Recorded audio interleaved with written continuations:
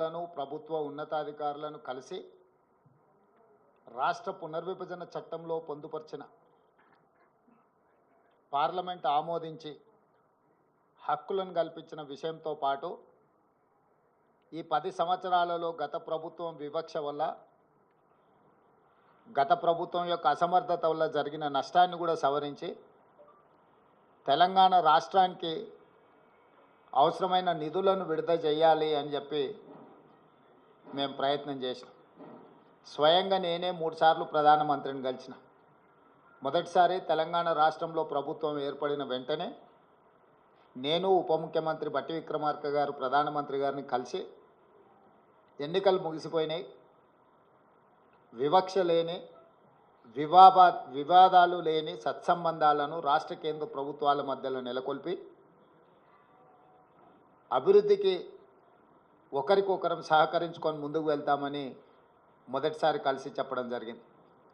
రెండవసారి నరేంద్ర మోడీ గారు తెలంగాణ రాష్ట్ర పర్యటనకు వచ్చినప్పుడు ఆదిలాబాద్లో నేనే స్వయంగా వెళ్ళి వారికి స్వాగతం పలికి ఆ రోజు ఒక అడుగు నేను ముందుకు వేసి, ఈ దేశంలో ప్రధానమంత్రి పెద్దన్న లాంటి వాడు, మీరు పెద్దన్నలాగా వ్యవహరించాల్సిన అవసరం ఉన్నది.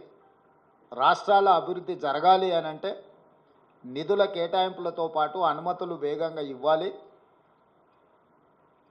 తెలంగాణ రాష్ట్ర ముఖ్యమంత్రిగా ప్రధానమంత్రిని పెద్దన్నగా మేము భావిస్తున్నాము.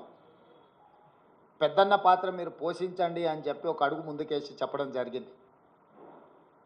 ఆ తర్వాత జాతీయ ఎన్నికల తర్వాత నరేంద్ర మోడీ గారు 3వసారి ప్రధానమంత్రిగా బాధ్యత స్వీకరించిన తర్వాత ఇప్పటి బడ్జెట్లో తెలంగాణ రాష్ట్రానికి అవసరమైన నిధులను, అవసరమైన ప్రణాళికను పొందుపరిచి తద్వారా తెలంగాణ రాష్ట్రానికి సహకరించమని చెప్పి 3వసారి ఢిల్లీకి వెళ్ళి ప్రధానమంత్రి గారిని కలవడం జరిగింది.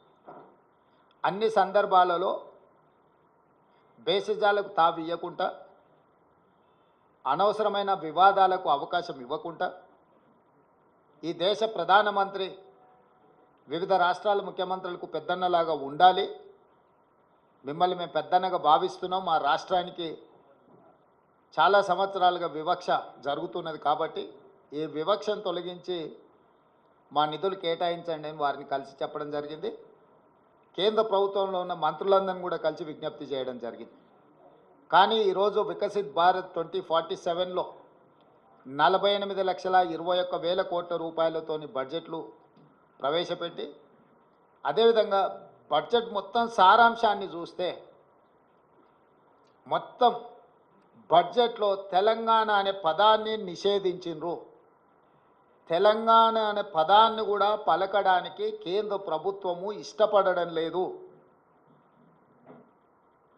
10వ బడ్జెట్ సమావేశాల సందర్భంగా ప్రధానమంత్రి గారు తెలంగాణ రాష్ట్ర ఏర్పాటు ప్రక్రియను తప్పుపట్టినప్పుడు, తెలంగాణ రాష్ట్ర ఏర్పాటు ప్రక్రియనే పార్లమెంటు విధి విధానాలు ఉల్లంఘించి ఏర్పడింది అని అన్నప్పుడు వారి మనసులో ఇంత కక్ష ఉంది తెలంగాణ పట్ల అనేది తెలంగాణ ప్రజలు ఊహించలేదు.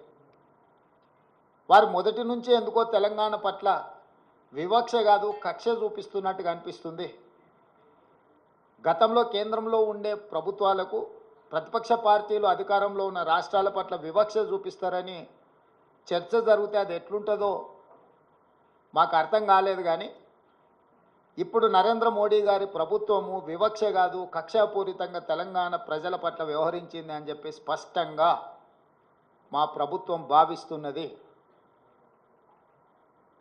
ఏపీ పునర్విభజన చట్టంలో భాగంగా ఆంధ్రప్రదేశ్కు రాజధాని నిర్మించడానికి, ఆంధ్రప్రదేశ్కు పోలవరం నిర్మించడానికి, ఆంధ్రప్రదేశ్లో వెనుకబడిన జిల్లాలకు నిధులను కేటాయించడానికి, ఎన్ని రకాలుగా ఆంధ్రప్రదేశ్కు నిధులను కేటాయించాలనో అన్నిటికీ ఆంధ్రప్రదేశ్ పునర్విభజన చట్టాన్ని ప్రస్తావిస్తూ ఆ నిధుల కేటాయించడానికి ఒక అవకాశంగా తీసుకున్నారు.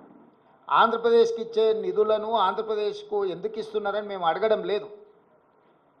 పునర్విభజన చట్టంలో భాగంగా ఆంధ్రప్రదేశ్కు నిధులు ఇచ్చినప్పుడు పునర్విభజన చట్టంలో భాగంగా తెలంగాణకు నిధులు ఇవ్వాలన్న బాధ్యత కేంద్ర ప్రభుత్వానికి లేదా?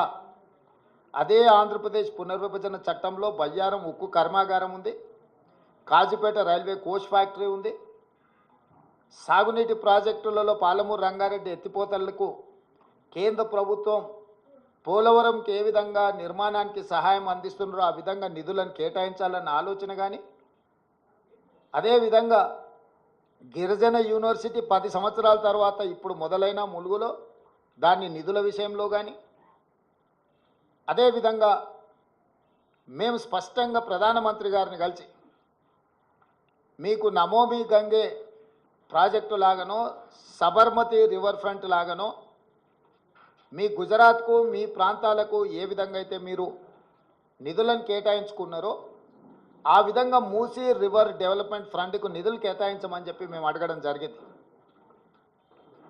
విశ్వనగరంగా విస్తరిస్తున్న 5 ట్రిలియన్ ఎకానమీ అని పదే పదే చెప్పే నరేంద్ర మోడీ గారు మీ ఆలోచన ఈ దేశం 5 ట్రిలియన్ ఎకానమీకి చేర్చుకోవాలంటే భారతదేశంలో 5 మహానగరాలలో హైదరాబాద్ నగరం ఒకటి. ఈ హైదరాబాద్ నగరానికి మెట్రో విస్తరించడం ద్వారా ఇక్కడ మౌలిక వసతుల యొక్క అభివృద్ధిని చేయడం ద్వారా విదేశాల నుంచి పెట్టుబడులను ఆకర్షించి లక్షలాది మంది నిరుద్యోగ యువకులకు ఉద్యోగ ఉపాధి అవకాశాలు కల్పిస్తే దేశం యొక్క ఎకానమీ పెరుగుతుంది అని చెప్పి వారికి చెప్పడం జరిగింది. కానీ మెట్రోకు కానీ మూసీ రివర్ డెవలప్మెంట్ ఫ్రంట్ విషయంలో కానీ RRR రీజనల్ రింగ్ రోడ్ విషయంలో కానీ ఏ విషయంలో కూడా ఈ బడ్జెట్లో ఒక్క రూపాయి కూడా తెలంగాణకు ఇవ్వడానికి ప్రయత్నం చేయలేదు. ఆనాడు యూపీఏ ప్రభుత్వంలో కేటాయించిన ITIR కారిడార్ను గతంలో తెలంగాణ అధికారంలో ఉన్న ప్రభుత్వము కేంద్ర ప్రభుత్వం ఇద్దరు వివక్ష వల్ల ITIR కారిడార్ను మరుగున పడిపోయింది. ITIR కారిడార్ వస్తే పెట్టుబడులు వస్తాయి, పెట్టుబడులతో పాటు IT రంగ నిపుణులకు వేలాది లక్షలాది ఉద్యోగాలు వస్తాయి. మీరు దానికి సంబంధించిన కార్యాచరణను కూడా చేపట్టండి అని చెప్పి కేంద్ర ప్రభుత్వానికి మేము విజ్ఞప్తి చేసినాం. ఈరోజు ITIR కారిడార్ను గురించి ఎక్కడ ప్రస్తావన లేదు. ఈరోజు రైతులను ఆదుకోవడానికి ఒక ప్రత్యేక కార్యాచరణ ఏది తెలంగాణ రాష్ట్రానికి ఇవ్వలేదు. ఎడ్యుకేషన్ పట్ల కానీ, ఇరిగేషన్ పట్ల కానీ, హెల్త్ పట్ల కానీ, ఎంప్లాయ్మెంట్ పట్ల కానీ ఏ ఒక్క అంశంలో కూడా కేంద్ర ప్రభుత్వము తెలంగాణ యొక్క అభివృద్ధి కోసము ఆలోచన చెయ్యలేదు. ఈరోజు సబ్కా సాత్ సబ్కా వికాస్ అనేదైతే ఉందో ఈ స్లోగన్ బోగస్ అని చెప్పి బీజేపీ నిరూపించింది. వికసిత్ భారత్ అనే దాంట్లో తెలంగాణ భాగం కాదు అని ప్రధానమంత్రి గారు అనుకుంటున్నట్టుగా ఉన్నది. అసలు మొత్తం బడ్జెట్ను స్థూలంగా చూస్తే వికసిత్ భారత్ 2047 48,21,000 కోట్ల రూపాయల బడ్జెట్ను చూస్తే కుర్చీ బచావో బడ్జెట్ లాగా ఉన్నది.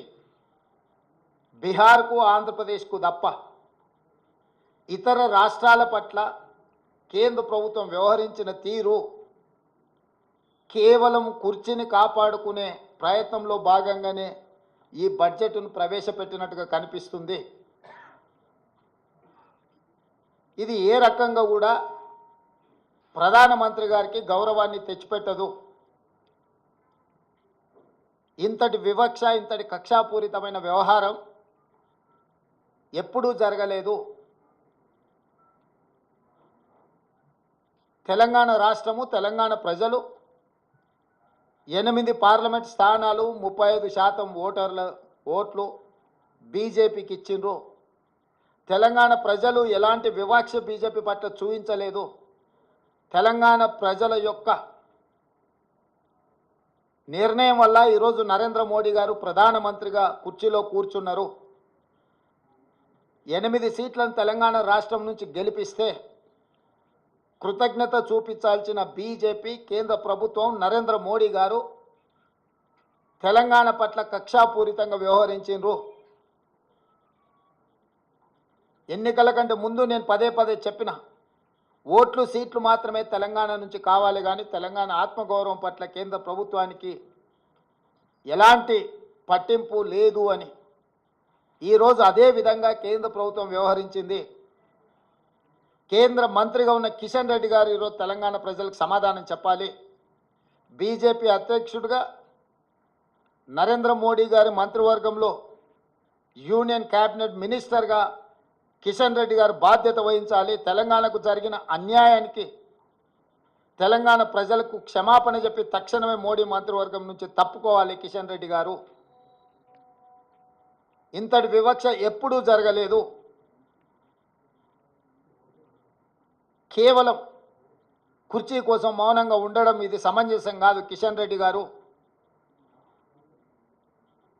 ఈరోజు తెలంగాణకు బయ్యారం ఉక్కు కర్మాగారం, Kazipet railway coach factory, IIM, ప్రతి రాష్ట్రంలో ఐఐఎం ఉంది.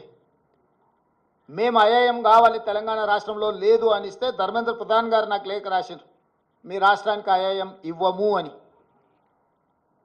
భారతదేశంలో ప్రతి రాష్ట్రంలో విద్యార్థులు చదువుకోవడానికి ఐఐఎంలు ఉన్నప్పుడు తెలంగాణ రాష్ట్రానికి ఎందుకు ఇవ్వరు? నేను ప్రధానమంత్రి గారిని కలిసి స్వయంగా ఐఐఎంకు లెటర్ ఇస్తే ప్రధానమంత్రి గారు సంబంధిత శాఖ మంత్రికి పంపిస్తే ధర్మేంద్ర ప్రధాన్ గారు నాకు లేఖ రాసిండ్రు 3 రోజుల క్రితం, మీ తెలంగాణ రాష్ట్రానికి ఐఐఎం ఇవ్వము అని. ఎందుకు ఇవ్వరు? ఐఐఎం మనకి ఇవ్వనప్పుడు కిషన్ రెడ్డి గారు ఎందుకు కొనసాగుతున్నాడు కేంద్ర మంత్రిగా? పాలమూరు రంగారెడ్డి ఎత్తిపోతలకు కేంద్ర ప్రభుత్వం ఎందుకు నిధులు ఇవ్వను అంటుంది? పోలవరం నిర్మాణానికి 1000 కోట్ల రూపాయలు ఇచ్చే కేంద్ర ప్రభుత్వం ఎందుకు పాలమూరు రంగారెడ్డి ఎత్తిపోతలకు కేంద్ర ప్రభుత్వం ఆర్థిక సహాయం చేయనంటుంది? అమరావతి నిర్మాణానికి 1000 కోట్ల రూపాయలు ఇస్తా అంటున్న కేంద్ర ప్రభుత్వం హైదరాబాదు నగరంలో మెట్రో విస్తరణకు కానీ, మూసీ రివర్ డెవలప్మెంట్ ఫ్రంట్కు కానీ, రీజనల్ రింగ్ రోడ్ కోసం కానీ, వరంగల్లో ఆదిలాబాదులో ఏర్పాటు చేయాలనుకుంటున్న ఎయిర్పోర్టులకు ఎందుకు ప్రత్యేకంగా నిధులు ఇవ్వరు అని చెప్పి కేంద్ర ప్రభుత్వాన్ని తెలంగాణ రాష్ట్ర ప్రభుత్వం ప్రశ్నిస్తున్నది. పెద్దన్నగా మేము భావిస్తుంటే మీరు దుర్మార్గంగా వ్యవహరిస్తున్నారు. ప్రధానమంత్రి వివక్ష లేని వికసిత్ భారత్ కోసం ప్రయత్నం చేయాలి. కానీ కేంద్ర ప్రభుత్వం ప్రవేశపెట్టిన బడ్జెట్ బీహార్, ఆంధ్రప్రదేశ్ కోసం ప్రత్యేకంగా ఈ సమావేశాలను ఏర్పాటు చేసి నిధులు కేటాయించినట్టుగా ఉన్నది. కేవలం క్విడ్ ప్రోకో. మీరు మాకు మద్దతు ఇవ్వండి ప్రభుత్వాన్ని కాపాడుకోవడానికి, మేము అన్ని రాష్ట్రాలను దోషి మీ రాష్ట్రాలల్లో నిధులు విడుదల చేస్తామనే విధంగా ఉన్నది. అందుకే ఈ బడ్జెట్ కుర్చీ బచావో బడ్జెట్. కుర్చీ లాలూచిలో, ప్రధానమంత్రి లాలూచిలో బీజేపీ తెలంగాణ ప్రజల యొక్క హక్కులను, తెలంగాణ రాష్ట్ర అభివృద్ధిని కాలరాస్తున్నది. ఇది ఏమాత్రం ఇక్కడి ప్రజలు సహించరు. మా ప్రభుత్వం ఊరుకోదు. మా నిరసనను తప్పకుండా పార్లమెంట్ బడ్జెట్ సమావేశాలలో మా పార్లమెంట్ సభ్యులు ప్రధానమంత్రికి తెలియజేస్తారు. 8 మంది ఎంపీలను బీజేపీకి ఇస్తే మౌనంగా ఉండొచ్చేమో, బానిసలుగా తల వంచుకొని మోడీ ముందు నిలబడి ఉండొచ్చేమో, కానీ కాంగ్రెస్ నుంచి గెలిచిన 8 మంది పార్లమెంట్ సభ్యులు మిగతా పార్లమెంట్ సభ్యులను అందరిని కూడా సమన్వయం చేసుకొని తెలంగాణ ప్రజల యొక్క హక్కుల కోసం ఖచ్చితంగా పార్లమెంట్లో నిరసన తెలుపుతారు. ఆంధ్రప్రదేశ్ పునర్విభజన చట్టము అని అంటే కేవలం ఆంధ్రప్రదేశ్కే నిధుల విడుదల కాదు. ఆంధ్రప్రదేశ్ పునర్విభజన చట్టం అనేది తెలంగాణ రాష్ట్రానికి కూడా వర్తిస్తుంది. ఇది అవగాహన రాహిత్యమా, కక్షాపూరితమైన వివక్షణ? బీజేపీ నాయకత్వం చెప్పాలి తెలంగాణ ప్రజలకు సమాధానం. మేము ఎంత ఫ్రెండ్లీగా ఉండడానికి ప్రయత్నం చేసినా, ఎంత కేంద్ర ప్రభుత్వం నుంచి సహకారాన్ని పొందాలని మేము చేస్తున్న ప్రయత్నాలు ఏవి ఇది తెలంగాణ ప్రజల చేతగానితనం కాదు, ఇది తెలంగాణ ప్రజల యొక్క మంచితనం. అందుకే సవరించిన బడ్జెట్లోనైనా నిర్మలా సీతారామన్ గారికి అవకాశం ఉంది. బడ్జెట్ను సవరించి బయ్యారం ఉక్కు కర్మాగారం, Kazipet railway coach factory, Palamuru Rangareddy ఎత్తిపోతల సాగునీటి ప్రాజెక్టుకు అవసరమైన నిధులు, మూసీ రివర్ డెవలప్మెంట్ కోసం గోదావరి జలాలను తీసుకొచ్చి ఉస్మాన్ సాగర్, హిమాయత్ సాగర్కి అనుసంధానం చేయడానికి అవసరమైన నిధులను, మూసీ రివర్ ప్రాంతాన్ని, పరివాహక ప్రాంతాన్ని, కలుషితమైన ఈ నగరాన్ని ఈ కాలుష్యం నుంచి కాపాడడానికి అవసరమైన నిధులను, మెట్రోను విస్తరించడానికి అవసరమైన నిధులను, ఫార్మా రంగంలో ఫార్మా విలేజ్లను ఏవైతే నిర్మించాలనుకుంటున్నామో దానికి సంబంధించిన ఇన్ఫ్రాస్ట్రక్చర్ కోసం అవసరమైన నిధులను సవరించిన బడ్జెట్లో పెట్టి వ్యవహరిస్తున్న విధానాన్ని మార్చుకొని కక్షలు వివక్షలు పక్కన పెట్టి తెలంగాణ రాష్ట్ర అభివృద్ధికి సహకరించాలి. అట్లా కాకుండా వ్యవహరిస్తే భారతీయ జనతా పార్టీకి తెలంగాణ రాష్ట్రంలో నూకలు చెల్లినట్టే. ఉపన్యాసాలు ఇవ్వడం కాదు కిషన్ రెడ్డి గారు, ఢిల్లీ నుంచి ఏం నిధులు తెచ్చినావు ప్రజలకు జవాబు చెప్పు. మీ చేతగానితనం, మీ బలహీనత, మీ మౌనము, మీ బానిస మనస్తత్వము తెలంగాణకు తీరని అన్యాయం చేస్తుంది. మోడీ గారు ప్రధానమంత్రి పదవి కోసము 48,21,000 కోట్ల రూపాయలను బీహార్కు ఆంధ్రప్రదేశ్కు తాకట్టు పెట్టినట్టు కేంద్ర మంత్రి పదవి కోసం కిషన్ రెడ్డి తెలంగాణ హక్కులను మోడీ గారి దగ్గర తాకట్టు పెట్టి తెలంగాణకు అన్యాయం చేస్తున్నాడు.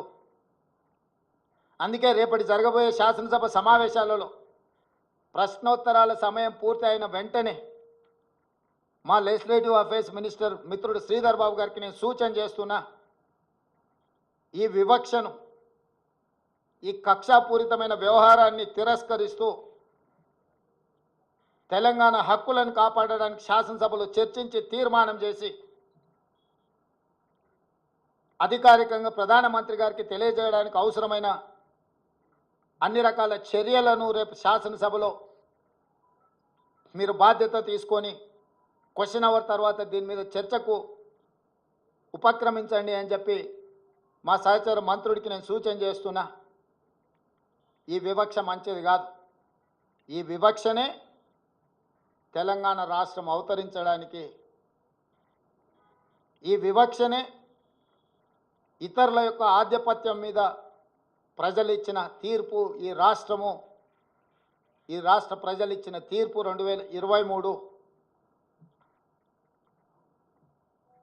మళ్ళీ మీరు తెలంగాణ ప్రజలను మరొకసారి కార్యాచరణ చేపట్టే విధంగా మాకు తప్పని పరిస్థితి కల్పించవద్దు అని చెప్పి ప్రధానమంత్రి గారికి నేను విజ్ఞప్తి చేస్తున్నా. భారతీయ జనతా పార్టీ 8 మంది పార్లమెంట్ సభ్యులకు కూడా నేను సూచన చేస్తున్నా.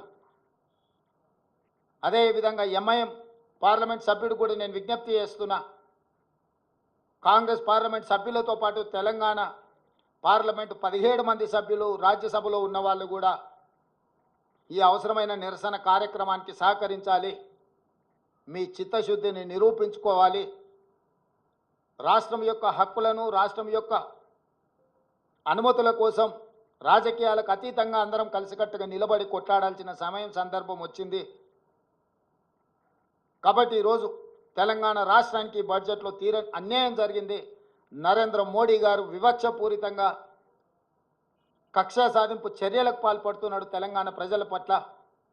దీన్ని తీవ్రంగా కాంగ్రెస్ పార్టీ, మా ప్రభుత్వము ఖండిస్తుంది. దీనికి సంబంధించిన కార్యాచరణ అటు పార్లమెంటులోనూ ఇటు శాసనసభలోనూ తప్పకుండా నిరసన కార్యక్రమం చేపట్టడం జరుగుతుంది.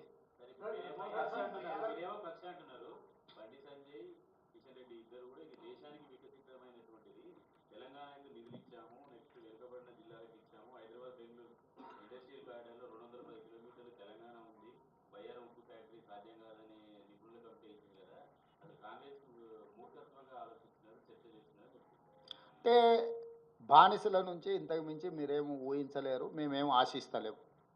బానిస మనస్తత్వం కాబట్టి ఈ రకమైన ఆలోచన చేస్తారు. బానిసలుగా కాకుండా తెలంగాణ పౌరులుగా వాళ్ళు ఆలోచన చేస్తే పరిష్కారం దొరుకుతుంది. పోలవరం కట్టడానికి 1000 కోట్ల రూపాయలు ఇచ్చినప్పుడు పాలమూరు రంగారెడ్డి ఎత్తిపోతలకు ఎందుకు ఒక్క నయా పైసా కూడా ఇవ్వలేదు? కిషన్ రెడ్డి గారు సమాధానం చెప్పగలరా? ఐటీఐఆర్ కారిడార్లో 1000 కోట్ల రూపాయలు పెట్టుబడి పెడితే లక్షలాది ఉద్యోగ అవకాశాలు, ఉపాధి అవకాశాలు ఉన్నప్పుడు ఎందుకు అనా పైసా ఇవ్వలేదు? గుజరాత్లో సబర్మతి రివర్ ఫ్రంట్ నిర్మించుకున్నప్పుడు తెలంగాణకు, హైదరాబాద్కు మూసీ రివర్ ఫ్రంట్ ఎందుకు నిర్మాణం జరగొద్దు? గుజరాత్కు బుల్లెట్ ట్రైన్ కోసం నిధులు ఇచ్చినప్పుడు తెలంగాణకు ఎందుకు రీజనల్ రింగ్ రోడ్డు కోసం నిధులు కేటాయించలేదు. ఇవన్నీ పక్కన పెట్టండి. దేశం మొత్తం ప్రతి రాష్ట్రంలో ఐఐఎంలు ఉన్నాయి. తెలంగాణ రాష్ట్రానికి ఎందుకు ఐఐఎం ఇవ్వను అని చెప్పి ధర్మేంద్ర ప్రధాన్ గారు తెలంగాణ రాష్ట్ర ప్రభుత్వానికి లేఖ రాసిండు. స్వయంగా నేను మా ఉప ముఖ్యమంత్రి గారు ప్రధానమంత్రిని కలిసి హైదరాబాద్ నగరం తెలంగాణ రాష్ట్రము ఐటీ రంగ నిపుణులతో పాటు విద్యకు ఒక ప్రధానమైన కేంద్రము, అంతర్జాతీయ స్థాయిలో విద్యార్థులు ఇక్కడ చదువుకుంటున్నారు, మాకు ఐఐఎం కావాలని నేను అడిగిన. ధర్మేంద్ర ప్రధాన్ గారు నిర్ద్విధంగా మీకు ఐఐఎం ఇవ్వము, తిరస్కరిస్తున్నామని లేఖ రాసిండు. ఇక్కడైనా కిషన్ రెడ్డి గారు, బండి సంజయ్ గారు బానిసలుగా కాకుండా తెలంగాణ పౌరులుగా ఆలోచన చేస్తే ఐఐఎం ఎందుకు ఇవ్వరో చెప్పాలి కదా. ఆంధ్రప్రదేశ్ పునర్విభజన చట్టంలో పొందుపరిచిన విషయాలు ఆంధ్రప్రదేశ్కు సంబంధించిన అంశాలను పరిష్కరించడానికే ఉందా, అందులో ప్రస్తావించిన తెలంగాణ సమస్యలను కూడా పరిష్కరించడానికి ఉందా? ఈ ఈ ఈ ఒక్క విషయంలో బండి సంజయ్, కిషన్ రెడ్డి గారి యొక్క ఆలోచన ఏందో చెప్పమని. పునర్విభజన చట్టంలో పొందుపరిచిన ఆంధ్రప్రదేశ్కు మీరు ఎందుకు ఇచ్చిందని మేము అడుగుతలేం, ఇవ్వండి. తెలంగాణకి ఎందుకు ఇవ్వడం లేదని నేను అడుగుతున్నా. చట్టబద్ధంగా తెలంగాణ ప్రజలకు ఇచ్చిన హక్కులు బయ్యారమేమో ఉపయోగపడలేదు, కాజీపేట రైల్వే కోచ్ ఫ్యాక్టరీ ఏమో అవసరమే లేదు, ఐఐఎం అసలు తెలంగాణ విద్యార్థులు చదువుకోవాల్సిన పని లేదు, ఐటీఐఆర్ కారిడారు ప్రస్తావనే లేదు. ఇంకా ఇంకా ఎందుకు బుకాయించాలనుకుంటున్నారు కిషన్ రెడ్డి గారు, బండి సంజయ్ గారు?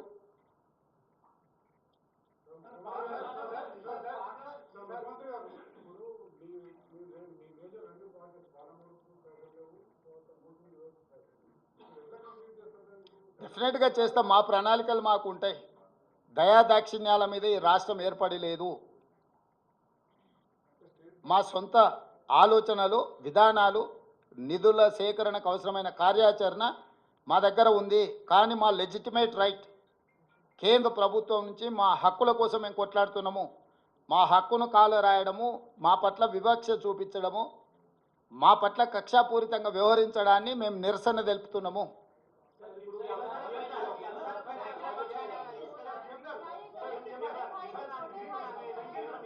ఏం ప్రతాప్, చూద్దాము. అంటే అసలు కేంద్ర ప్రభుత్వం వైపు నుంచి స్పందన రానియండి.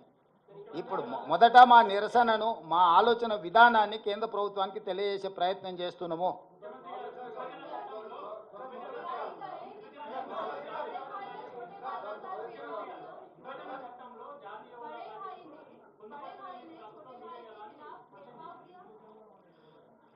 हम लोग समझ रहा है प्रधानमंत्री हर प्रदेश के मुख्यमंत्री का बड़ा भाई, मगर बड़ा भाई जो कुर्सी पे बैठा है वो बड़ापन नहीं दिखा रहा है. उनके लिए खाली कुर्सी बचाने के लिए इस बजट को इस्तेमाल किए.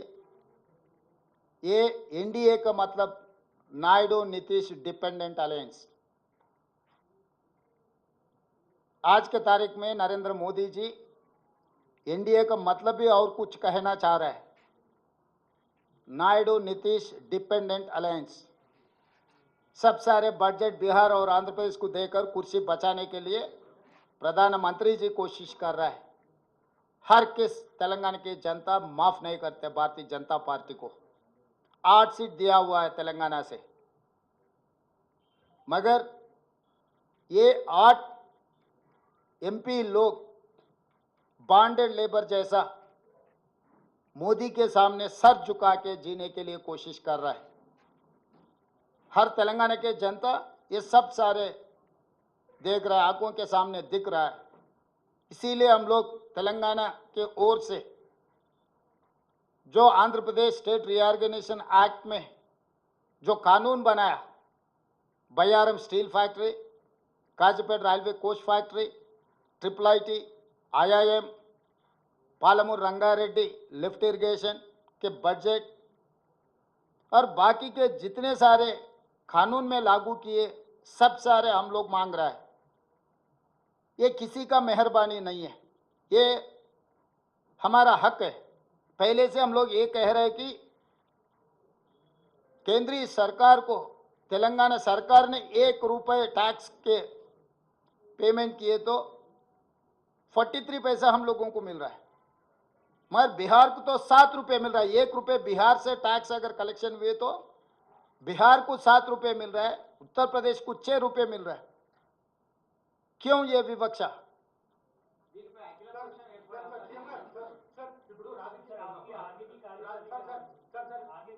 हाँ, इसीलिए हमारे जो 8 लोग तेलंगाना के एमपी से कांग्रेस पार्टी के, बाकी के सहयोगी को समन्वय कर लेके हम लोग जो कार्याचरण लेना है लोकसभा में ही लेंगे। प्रधानमंत्री महोदय को हम दिखाएंगे ये विकसित भारत नहीं है, ये सबके साथ सबका विकास नहीं है, कुछ लोगों के साथ विकास। वो विकास इसीलिए किसी के लिए कुर्सी बचाने का काम में लग गए, किसी ने माल उठाने में लग गए।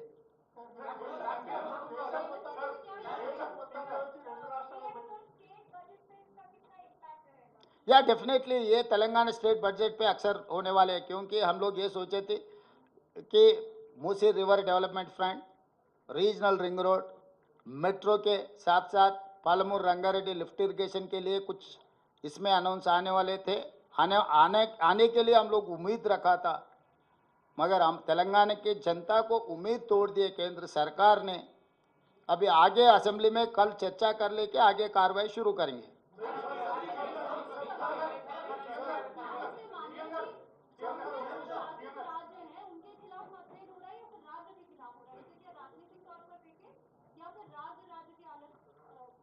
नहीं, अभी कुर्सी बचाने में लग गए, ये कुर्सी बचाओ बजट, इसीलिए बिहार आंध्र प्रदेश को ज़्यादा दे दिए कि अभी ये NDA dependent on Bihar and Andhra Pradesh. That is how they allocated funds to Bihar and Andhra Pradesh. We are not opposing allocating to Bihar and Andhra Pradesh. हम लोगों की मांग एक ही है, क्यों तेलंगाना को नहीं दिए?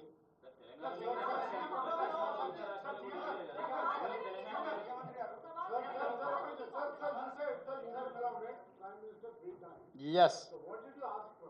Sir, everything, whatever I have spoken. Yeah, definitely where they have through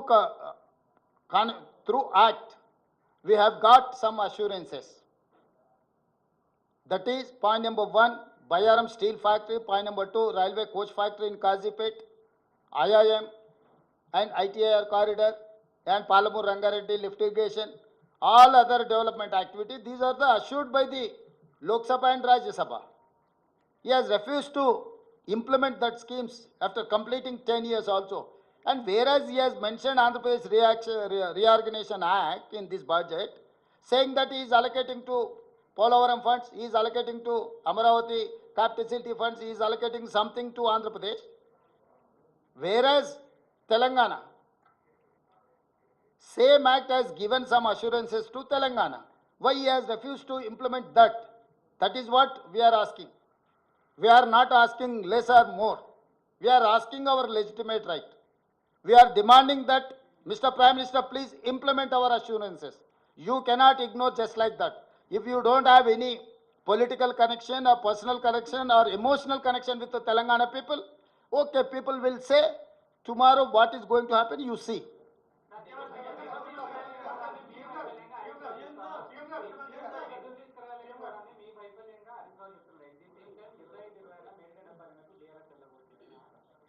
ఇక ఇప్పుడు వాళ్ళ గురించి ఎందుకు, చచ్చిపోయిన పాముల గురించి మనం చర్చ చేసుకున్నా కూడా ప్రయోజనం లేదు. ఇప్పుడు తీసుకోవాల్సిన కార్యాచరణ మీదనే మనం చర్చ చేద్దాము.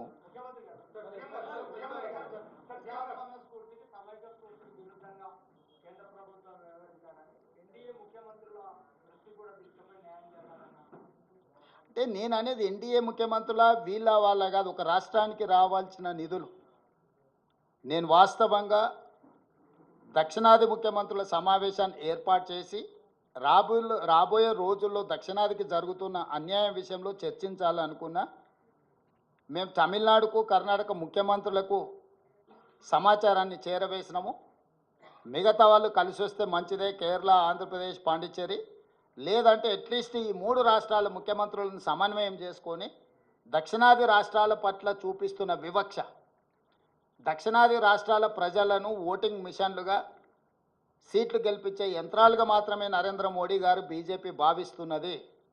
ఈ వివక్ష ఎక్కువ కాలము చెల్లదు. దీర్ఘకాలికంగా ఈ వివక్ష ఇలాగే కొనసాగితే అది ఇంకొక ఉద్యమానికి దారితీసే ప్రమాదం పొంచి ఉన్నది. ఇది కేంద్ర ప్రభుత్వానికి చెప్పదలుచుకున్నాం స్పష్టంగా.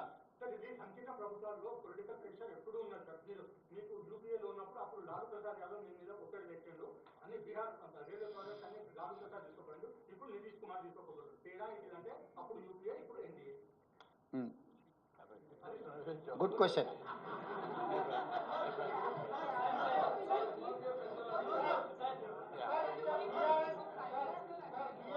Yeah, definitely.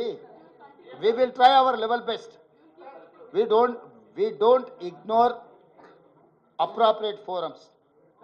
Prime Minister is the important person or responsible person to sanction budget or permissions. Definitely we will try our level best to reach our goal.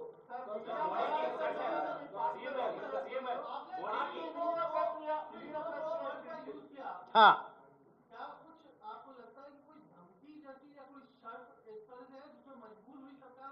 Sanjay ji, हमारा मतलब क्विड प्रो को के मतलब है कुर्सी बचाने के लिए नजराना दे रहा है बिहार। ये मैं इसीलिए कहा एनडीए का मतलब नायडू नीतीश डिपेंडेंट अलायंस। सो प्रधानमंत्री कुर्सी बचाने के लिए बिहार और आंध्र प्रदेश को ज़्यादा पैसे देने के लिए कोशिश कर रहा है। This is called quid pro को। तो इसीलिए हम लोग ये कह रहे हैं कि हम लोग खामोश बैठने वाले नहीं हैं। हम इन लोगों में नहीं है कि मोदी जी के सामने, केंद्र सरकार के सामने सर झुककर बैठने वाला नहीं है। हम लोग जो हक है, हक के लिए हम लोग लड़ेंगे।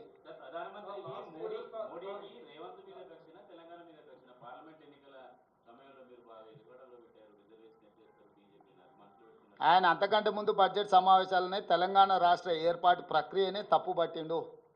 తల్లిని చంపి పిల్లని బతికించిండ్రు, తలుపులు మూసి కాంగ్రెస్ పార్టీ బిల్లు పాస్ చేసింది అన్నప్పుడే ఆయన మనసులో ఏముందో, ఆయన మనోగతం ఏందో తెలంగాణ ప్రజలకు అర్థమైంది. అయినా కూడా తెలంగాణ ప్రజలు ఏదైనా మేలు జరగకపోతుందని 8 ఎంపీలను గెలిపించిండ్రు. 8 మంది ఎంపీలు ప్రగల్భాలు పలికిండ్రు కదా, కేంద్రం నుంచి నిధులు తీసుకొస్తాం, అనుమతులు తీసుకొస్తాం, తెలంగాణను అసలు అద్భుతంగా గుజరాత్ మోడల్లో అభివృద్ధి చేస్తామని చెప్పిండ్రు కదా ఎంపీలకు నిలబడ్డోళ్ళు. గెలిచిన వాళ్ళు ఈరోజు ఎందుకు మౌనంగా ఉన్నారు?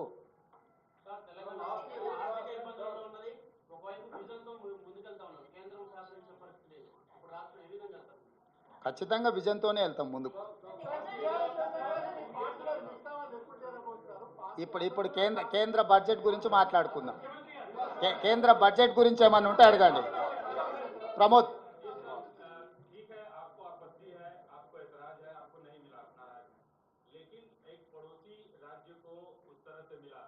क्योंकि पड़ोसी राज्य की अर्थव्यवस्था पे पड़ोसी राज्य को फायदा होता है। जैसा तेलंगाना से आंध्र पे कुछ लोग डिपेंडेंट है, वहाँ की इकोनॉमी उस पर डिपेंड करती है।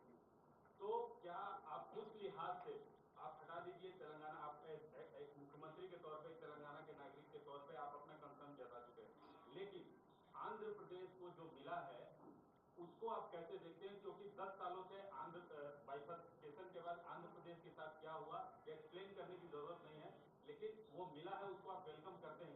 प्रमोद जी, मेरी बात साफ आपके सामने रख चुका है।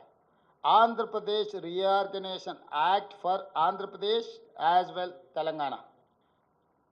तो आंध्र प्रदेश रीऑर्गेनाइजेशन एक्ट को आप पढ़ने में ही गलती कर रहे हैं। पूरा निर्मला सीतारामन जी का जितने भी पेजेस बजट रख चुकी है, पूरा देखो, कहीं तेलंगाना के शब्द भी नहीं है। इतना विवक्षा क्यों तेलंगाना के खिलाफ? तेलंगाना के नाम लेने के लिए भी मोदी जी सरकार तैयार नहीं है। क्यों 8 एमपी दिए हम लोग, इसीलिए आप लोग तेलंगाना के नाम भी लेने के तक अब तैयार नहीं है। ये गलत है। नहीं भाई, आंध्र प्रदेश को देने दो, बिहार को देने दो, और कोई प्रदेश राज्य को देने दो, हमको कोई एतराज नहीं, हमको कोई आपत्ति नहीं है। बगल में क्यों दिए, ऐसे विवक्षा की बात हम लोग नहीं कहते। हमारा हक हम मांग रहा है। हमारा हक मोदी जी या भारतीय जनता पार्टी ने नहीं छीन ले सकते। हमारे हक के लिए हम लोग लड़ रहे हैं। आप पीसीसी प्रेसिडेंट हैं, आपकी पार्टी की पीसीसी हाँ, नो शर्मिला जी को पूछना है, मुझे पूछे तो मैं क्या कहूँ। आप जानकारी करो शर्मिला जी से अभी क्या हो रहा है।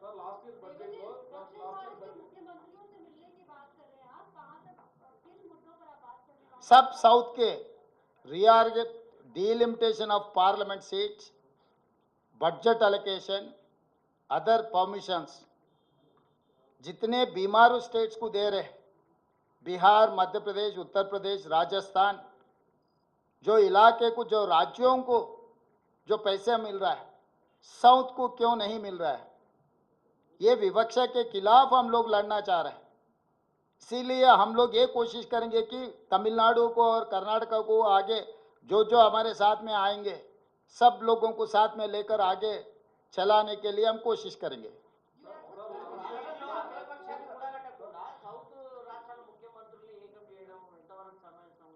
మీరు ఏం చేస్తే బాగుంటుంది అంటారు. మంచి సూచన చేశారు, చర్చ చేద్దాం.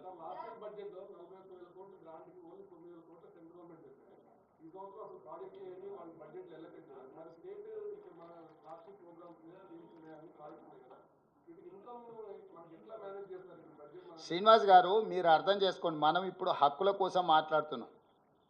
మన హక్కులు వాళ్ళు కాల రాసినంత మాత్రాన మనం చచ్చిపోతామని మీరు భావించకండి. బ్రతికుండడం ఎలాగో, అభివృద్ధి చెందడం ఎలాగో మాకు తెలుసు. 75 సంవత్సరాలలో దాదాపుగా 50 సంవత్సరాలుగా పైగా ఎన్నో వివక్షల్ని, ఎన్నో విపత్కర పరిస్థితులను ఎదుర్కొని పరిపాలనను అందించి దేశాన్ని ఆర్థిక సంక్షోభం నుంచి అభివృద్ధి పదం వైపు నడిపించింది కాంగ్రెస్ పార్టీ. ఈ సంక్షోభం నుంచి కూడా రాష్ట్రాన్ని బయటపడేసే ప్రణాళిక, వ్యూహం మా దగ్గర ఖచ్చితంగా ఉంది. కానీ ఈరోజు మేము మాట్లాడుతున్నది మా హక్కులను నరేంద్ర మోడీ గారు కాల రాసిండ్రు. నరేంద్ర మోడీ గారు హక్కులను కాల రాస్తుంటే కిషన్ రెడ్డి గారు మౌనంగా తల వంచుకొని మోడీ గారి బానిసలాగా వ్యవహరిస్తున్నారు 8 మంది బీజేపీ పార్లమెంట్ సభ్యులు. ఈ విషయాన్ని మీకు తెలంగాణ ప్రజలకు వివరించడానికి పత్రికా సమావేశం ఏర్పాటు చేయడం జరిగింది. దీనికి సంబంధించి రేపు శాసనసభలో పూర్తి స్థాయిలో చర్చకు పెడతాము. ఇంతకుముందు మిత్రులు అడుగుతున్నారు కదా, ఎవరు అందరినీ కూడగట్టాలని. శాసనసభలో చర్చ పెట్టడం అంటేనే అందరినీ కూడగట్టడం అని. సో రేపు ఎవరు ఎటువైపు ఉన్నారో, విలీనాల ప్రక్రియలో ఎవరు పాల్గొంటున్నారో, చీకటి ఒప్పందాలకు ఎవరు ప్రయత్నం చేస్తున్నారో, ఎవరిని ఎవరు కౌగిలించుకోవాలనుకుంటున్నారో, ఇవన్నీ కూడా పాలకు పాలు నీళ్ళకు నీళ్ళు రేపు శాసనసభలో ప్రశ్నోత్తరాల సమయం తర్వాత స్పీకర్ గారు అనుమతి తీసుకొని ఈ చర్చకు ముందుకెళ్తాము. ఆ చర్చలో అందరి రంగులు బయటపడతాయి. ఇక కలిసి వస్తారో కాలగర్భంలో కలిసిపోతారో నేను చెప్పలేను కదా. నేను అందరు కలిసి తెలంగాణ రాష్ట్ర హక్కులను సాధించుకున్నామని చెప్తున్నా. సభలో వాళ్ళ విధానం ఏందో వాళ్ళు చెప్పనియండి. అందుకే ఈరోజు సూచన చేస్తున్నా ప్రధాన ప్రతిపక్ష నాయకుడు మాజీ ముఖ్యమంత్రి చంద్రశేఖరరావు గారికి తెలంగాణ హక్కుల మీద, తెలంగాణ నిధుల మీద కేంద్ర ప్రభుత్వం మీద ఒత్తిడి తీసుకొచ్చి రాబట్టుకోవాలని ఏదైతే రేపటి సభలో చర్చ జరగబోతుందో వారు శాసనసభకు వచ్చి చర్చలో పాల్గొని కేంద్ర ప్రభుత్వాన్ని నిలదీసి రాష్ట్రాన్ని నిధులను, రాష్ట్రానికి అవసరమైన అనుమతులను సాధించడానికి వారు కలిసి రావాలి. వారు సభకు వస్తే వారు తెలంగాణ ప్రజల పక్షాన నిలబడ్డట్టు, వారు సభకు రాకపోతే యాజ్ ఇట్ ఈస్గా కిషన్ రెడ్డితో పాటు కేసీఆర్ గారు కూడా మోడీ ముందు మొకరిల్లినట్టు మౌనమే బానిసత్వానికి పర్యాయపదంగా భావించాల్సి వస్తుంది. ధన్యవాదాలు.